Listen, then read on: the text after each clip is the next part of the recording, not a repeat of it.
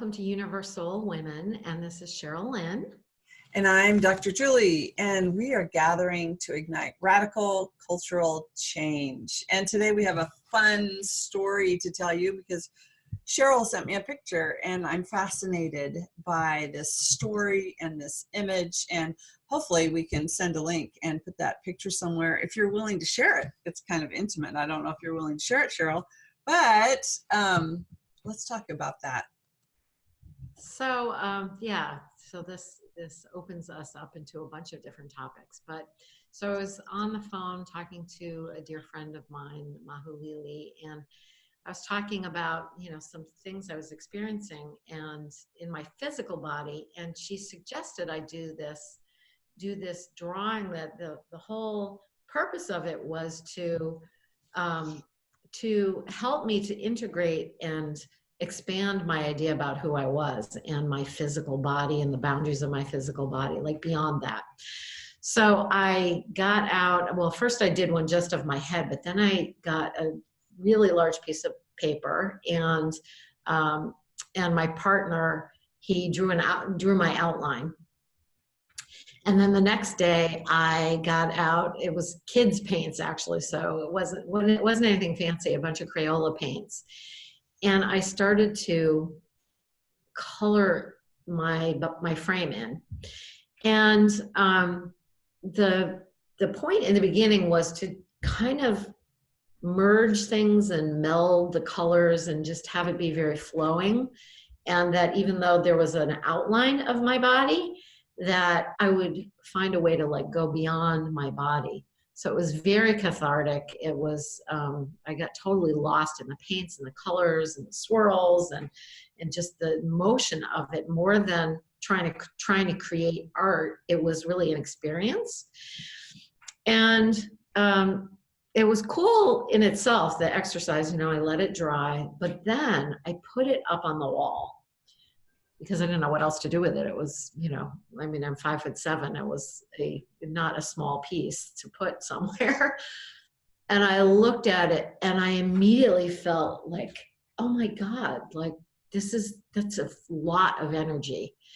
And what I realized was that most of the time I don't realize how big my energy field is, like how much energetic room I take up. Like I think, of this contained person who dresses a certain way and has certain behaviors of, the way I walk around in the world.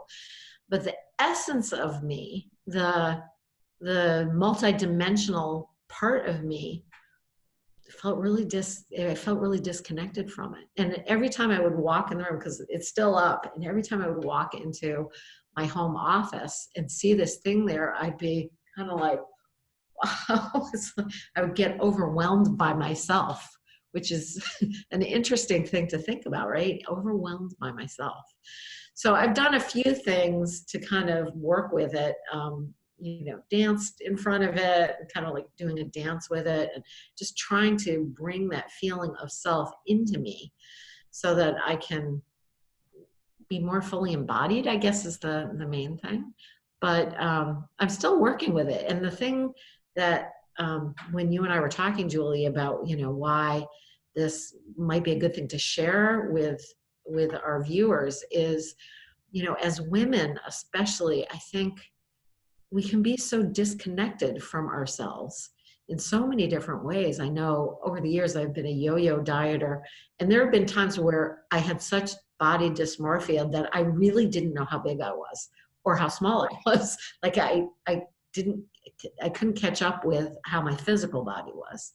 So anyway, that's where I'm at so far.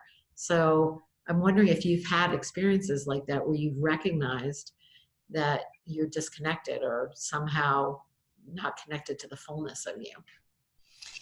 This is a good question. Yes, all the time too. I had a similar experience with art that I just remembered when you were talking. And with mine, I started out, I had this drawing of this little tiny head with really cute hair and a scarf around, like a knot around my neck, and then just this great big circle. And that art haunted me for a while. It was a self-portrait, but it was just this big nothingness or big somethingness, you know? And so when I was working with a small group of clients doing art therapy, I decided to do the same thing. And I had an artist working with me who did the full life-size painting of herself. So she was doing the same thing as you did with herself. But I took this really large piece of paper, and that image came through again. It was years later. So I had this little tiny head, this little tiny neck, and then I just had this big thing, this big round thing. And then I started working with it and tried to put my form inside of it artistically, like working with the art supplies, the paint, and the I use a lot of watercolor crayons, which are really nice to work with because you can play with water and salt and other things that, you know, and that they're really, really nice. And I started putting form.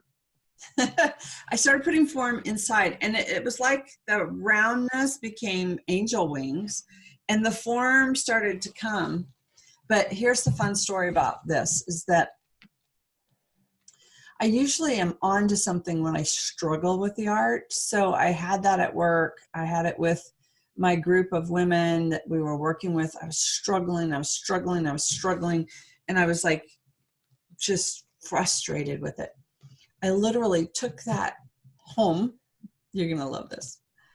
I put it outside on the driveway and I got a garden hose and I was just spraying it and destroying it. This paper was really good watercolor paper. And I'm like I was really frustrated with me and my body image and this art. And so I was just destroying the heck out of it. But some really cool things began to happen with the colors. And I began working with it. And then I went in with detail inside of it. I still have that one. And I have wind whistling through my windows here. You might hear it. But I feel like I'm supposed to get it back out. I've had it in a frame and it never felt complete. And I feel like getting it back out and transforming it. So the thing when I listen to your story that I think is important, I don't know the experience you had listening to my story, but when I listen to your story, I hear this connection with our power and energy. I feel that there was this energy and essence that was really, to you, it's like, whoa, I didn't know my energy was that big. So we've got this thing of body image and our bodies, but we also have this essence, energy, power piece too. And I've had people say that to me, like, wow, your energy is really powerful. And there are times I disempower myself. So jump in here. Yeah, I wonder if, because that's what I was thinking when I was thinking about how you described your drawing. Like that's a way, I mean, we're talking about women here. So as women, we disempower ourselves. Like think about it, like you had this head perfectly formed or however, you know, it was pleasant for you to draw the head and kind of see. And then from here down, like this disconnect of, you know, like the rest of you. So like it's for me, I started thinking about, well, it's safe to speak and talk about things, but the rest of the body, it's like it speaks in a different language. It doesn't communicate vocally for us to be able to hear. And so like when you have this feeling of being disconnected from that part of your body, it's like your voice, like you're disconnected from your voice. And you know, how do we get this way? You know, how did this happen? And the other thing that I think was really, when you said that, is our wisdom, our body wisdom, disconnected not only from our voice, but truly the wisdom that's within the body. Yeah. Yeah. It'd be kind of fun for me to work on your art, body, self-portrait, and you to do mine. Like, you know, what we would do with it would be totally different. It's the point is we need to do our own work, but look at my reflection of you would be very different, and your reflection of me would be very different of how we would express that artistically. So yeah, we see each other very differently than we see ourselves, right? yeah. For me, it's so much easier to, you know, feel whatever it is that I'm feeling, and like the stories that I tell myself about, you know, my level of beauty or my energy or whatever. But when I hear someone else saying it's like I'm even detached from their words or their perception of me. And I have to really like stop and at least hear what they're saying and try to take it in. Like, wow, you really see me that way. You know, like you said, people tell you, you know, that you have amazing energy, which I would concur. And yet sometimes it's like, I do. Like, who are you talking about? Right. So the theme here of this disconnect, I was thinking about, like, when do you feel beautiful? Like, when do you feel in your body? I don't know if this is a permanent thing for you now. You're working on it right now. I've been learning to get into my body, but I know the disconnect has had me, I'm just going to put some words out here because I think it's important for women, of denying parts of ourselves. You know, it's more than just, I don't like my nose, or I don't like my teeth, or I don't like my hair. It really is this, like you said, the disconnect with, sometimes I'm bigger than I imagine that I am. Sometimes I'm smaller than I imagine I am. Sometimes, you know, it's like we have this disconnect. And when do we feel connected? Because I've been working on that a lot. And I think to feel beautiful is a state of mind. To feel sexy is a state of mind. To feel, you know, there's lots of those feelings that we could talk about. But then to feel into our body form is very different. Yeah. Yeah, because even that is, you know, sometimes a head thing. Like I think about, you know, feeling beautiful or feeling, and it's so weird how you can be the exact same person with the exact same outfit on, even do your hair the same way. And some days you look in the mirror and be like, oh my God, I can't look. And other days it's like, wow, you look kind of pretty today. But it's, you didn't, like, what changed? You know, what really changed? And I think that this is, you know, sometimes it's just the internalized voices of others and society. And, you know, I know there, when I lived in, you know, close to the West Coast, and I would go to California, especially LA, and all the women were blonde. It was like a really, like, everyone was blonde. And at the time I was blonde too. Obviously not naturally. And, but it was weird. It was kind of like there wasn't a lot of diversity. And in this particular, when I noticed this, they were all wearing black too. You know, it's like everyone had their uniform on. And if I didn't fit, you know, and there's like, fitness is a big thing in the area where I was. And so I saw a lot of people running and rollerblading and biking, and everyone was very fit and trim and tan and blonde. And again, not everyone, but like significantly more than other parts of the country that I've been in. So then it's kind of like, well, I don't exactly fit in here. You know, it's like I don't have that body type or that hair color. Or and I remember when I moved here to New York, and I decided to actually just before I moved to the East Coast again, I decided to let my hair be more natural. whatever color it was. I didn't even know what color it was. I've been dyeing it for so many years. And I dyed it dark first just to kind of get it over with. And then it pretty much came in the color that it is now, which is my natural hair color, which is very similar to my mother's, which is interesting. And yet there's part of me that misses, in a weird way, misses the facade that I was wearing, misses the, like being a blonde, like had some mystique to it. And I could, I could go tomorrow to a salon and have blonde hair again. But I just decided what it would feel like to just be how I naturally was. And what I'm learning is that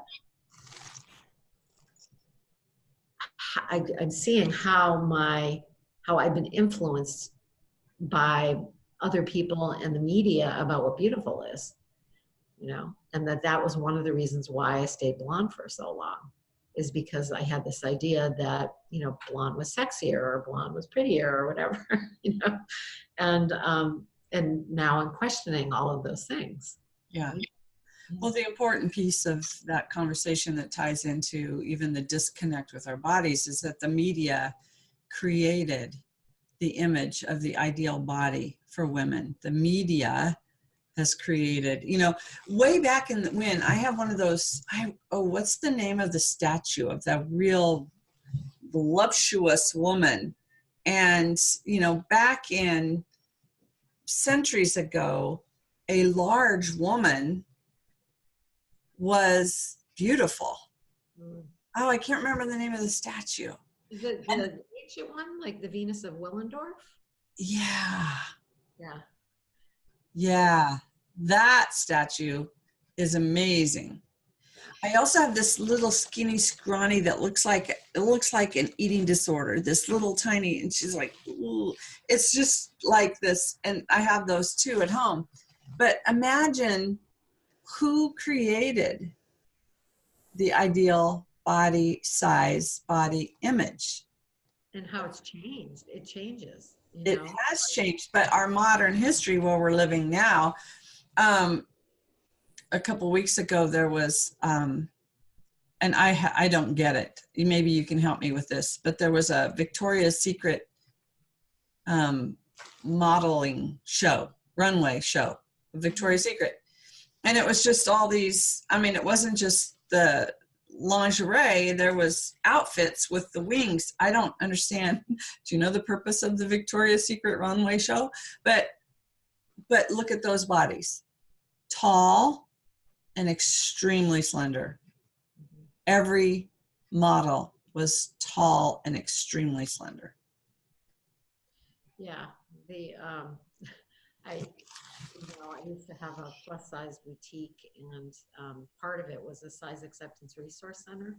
And I had a speaker come in, and she was talking, and she said, the reason, at least for right now, why models like that's the norm, because they want them just to be a hanger for the clothes, like a clothes hanger.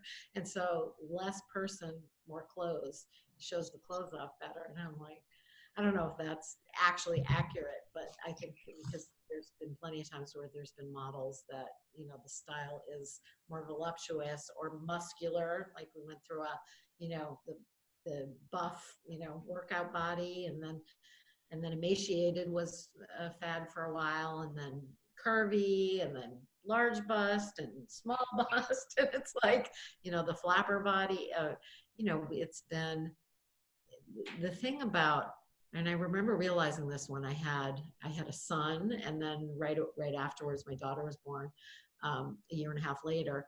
And the clothes that were available, I realized it really hit me that for boys, like the fashions don't really change much for men. They're kind of, they'll change a little bit, and certainly more so now. Like there's a lot more because it's a missed marketing opportunity to sell, trends to men. But women, it's constantly changing. The styles constantly, oh, that's out of style now, right? And so it's the same with the body type, right? Yeah. Okay, so what do we do with this? How do we empower women? Yes, I'm going to bring it back to igniting radical cultural change. We need a voice that speaks to this. And I think we do have that more and more. I think that we talk about beauty, we're redefining beauty. Dove has that wonderful campaign. Is it Dove? It's Dove, isn't it? Yeah, they. Of the different size women. And I'm seeing more and more, but what, number one, what do we do up here with ourselves and our self-image? Let's talk about some solution for women, but then what is it that we do to step into this on a larger scale and say no more?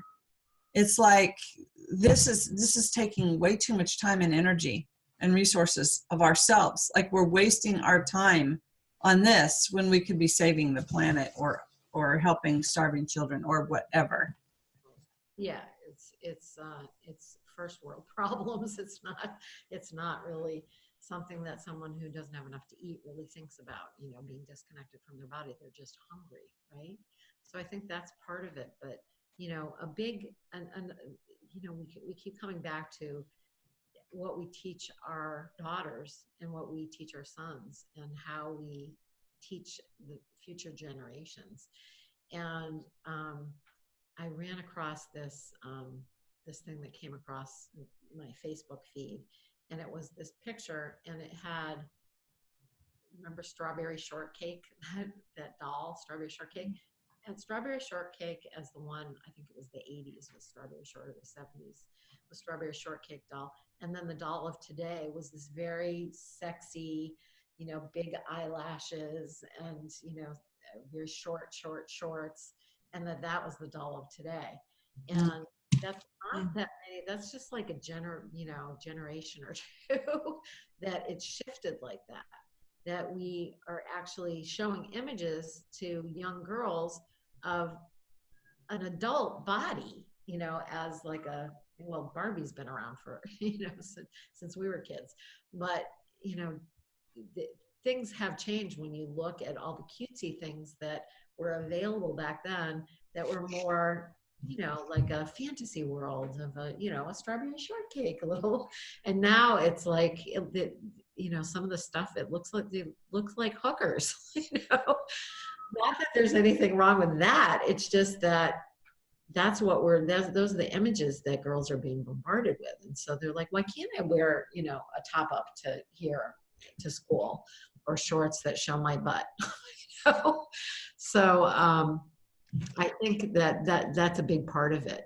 How do we teach girls, like, no matter what size they are, what color their skin is, what color their hair is, there's beauty in all. And, for those who are called to work with kids, that's a way that we can influence our kids. And if we're involved in advertising at all, to stop that train. Like, there's other ways to sell your product other than sexualize everything. Yeah, because that's an important piece right there that you spoke to. It's not just even how do these young girls feel beautiful, no matter what their hair color, body shape, but that we stop objectifying women. We stop making women sexual objects. And so the doll that you just talked about is really objectifying women, that her rear end showing, her midsection showing. They'll have nicely endowed, just like you're talking about. It's like these young girls, even these young girls who are wearing makeup and going to beauty contests, and they're 5 years old and they have fake eyelashes on because, it's like, ooh, this really gets my goat. It really gets my goat of making us sexual objects, making women, and that sex sells. Like, we all know that phrase, right? Sex sells. If you want to sell a really hot car, put a really hot babe on it. Sex sells. What does a woman's body have to do with a vacuum cleaner or a car or a pack of cigarettes, whatever that is? Oh. I know one of the things that, and there was kind of a campaign, I don't know, it was an official campaign, but I became aware of, it was actually, I think one of my aunts said to me, stop saying your daughter's pretty and cute and all of these words. Like, she's also smart, and and I started thinking about how culturally it's just so ingrained in me that I was doing that to my own kids. Yeah. And so I became much more aware of the language I was using with her, so that she also had, and I still remember her when I started doing this, she was like, I'm strong, and she was like 4 or something like that. I'm like, yes, you are. And she was. She actually was very physically strong when she was a little kid. And I think that kind of thing helps tremendously if, at least at home and at school, if we can get, teachers and parents to really think about what they're saying to their kids and how they're modeling for themselves, how to be out in the world and how to communicate in a way that honors all of who we are. There's nothing wrong with telling someone they're beautiful, but if that's all if that's all I am, oh, you're so pretty, you're so pretty. I mean, I had that from my mom, she just, I think many women my age, of course, oh, you're so sweet and you're so pretty. It made me feel good, but she didn't really say I was smart all that much, Yeah. So Yeah. as I grew older, I was like, am I smart like my brother? Because she would always say how smart he was. Interesting. Wow. I grew up with all sisters, which is another story, but this conversation makes me want to do another show on nutrition and what we've done to food in the world, and especially in this Western culture, because there's a lot of this that's out of our hands. When look at what we're feeding our children, and what, I saw this last night, a Coke commercial again, but so that's another conversation. But when we are talking about the body and this disconnect, this body dysmorphia, this really not being in our bodies, I want to come back to your beautiful artwork project, because that is a really good tool for us in healing ourselves as women, is to look at not only the body and reclaim our body and be embodied and move back in and claim the energy and the essence of this body and the wisdom of this body. There's so much to do there, but also, and body image is one of them. But then also, what do you want to transmute, transform with this artwork that's on the wall, where literally the energy can blow you away sometimes? What's the ideal? Like, moving into the future, what's going to feel good for Sherryl Lin?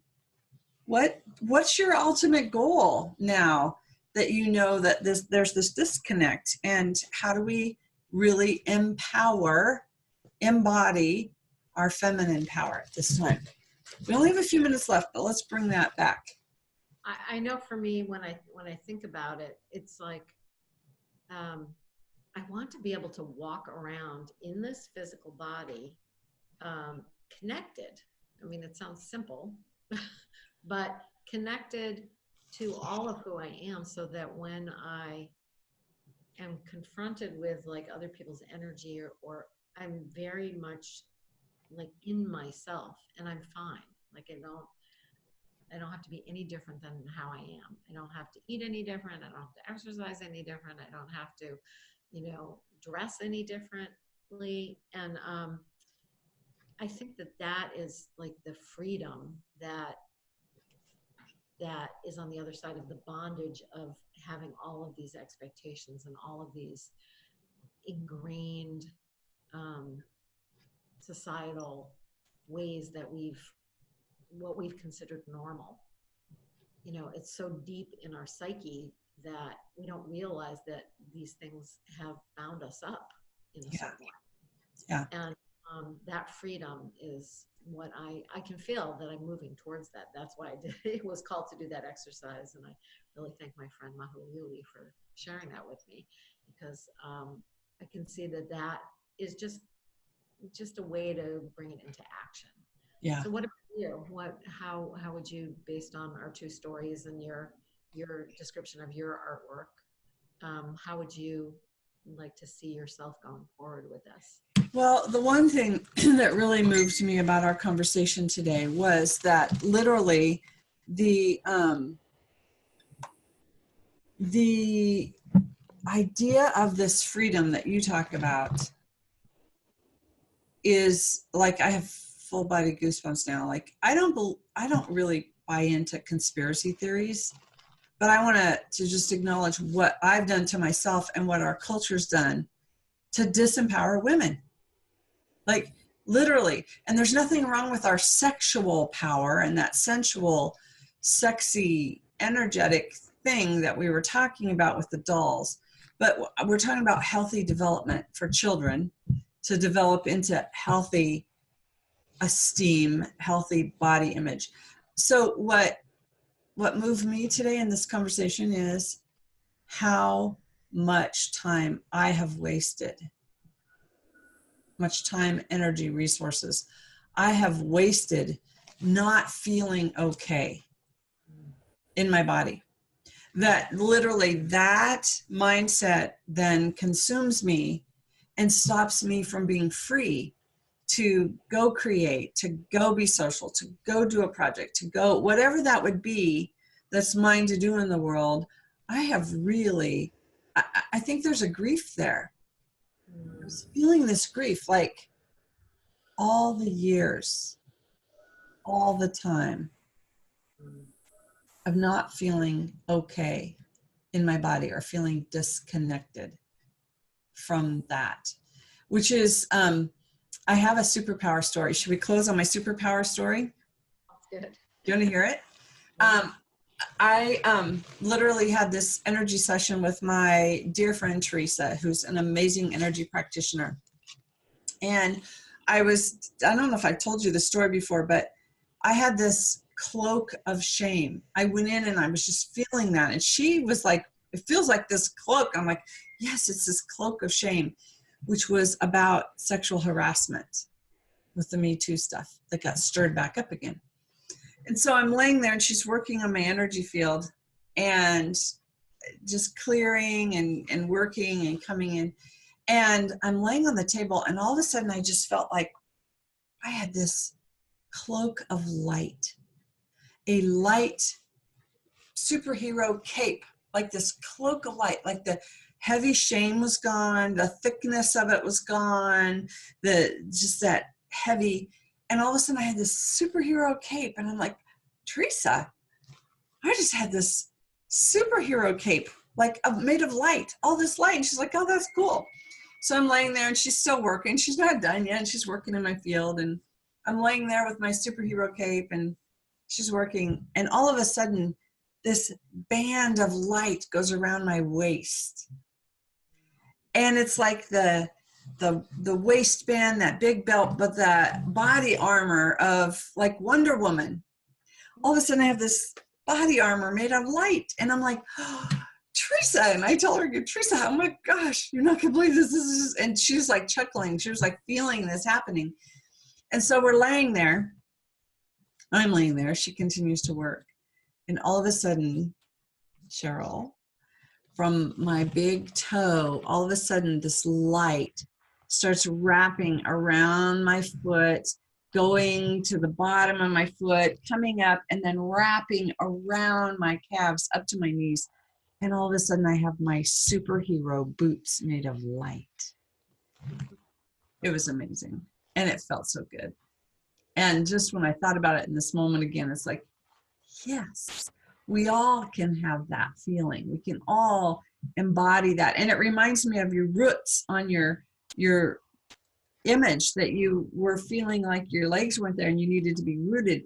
This light, my boots, remind me to really bring it in and embody that power, that superpower that is my feminine power, and to bring it all the way in, all the way down, and really ground it. That's beautiful. That's beautiful. And I think that's certainly a worthwhile thing to focus on for for all women, that, you know, we can walk around with that embodiment of our brilliance, our light, our superhero, whatever it is. And, you know, when I look at, at my, when you were talking, I was thinking, I need to go dance with her and like do the cha-cha and, you know, just really be with her and let her come out and be, because it is me. I'm looking at myself. So Yeah. Yeah. We can walk down the street feeling our superhero light body and have it remind us to come back in and be that. Okay. This was an interesting conversation. I hope it was helpful for our viewers, because it really kind of, there's lots of threads that we can follow up on future episodes that obviously I think we need to. But I just want to remind our listeners, you can find out more about Sherryl Lin and myself down in the comments below. Find our website links and all the other episodes, the archives. Just follow the information down below in the comments, in the description below. So Sherryl, thank you. It was a fun conversation to have with you, and I can't wait to follow up on some of these. me too.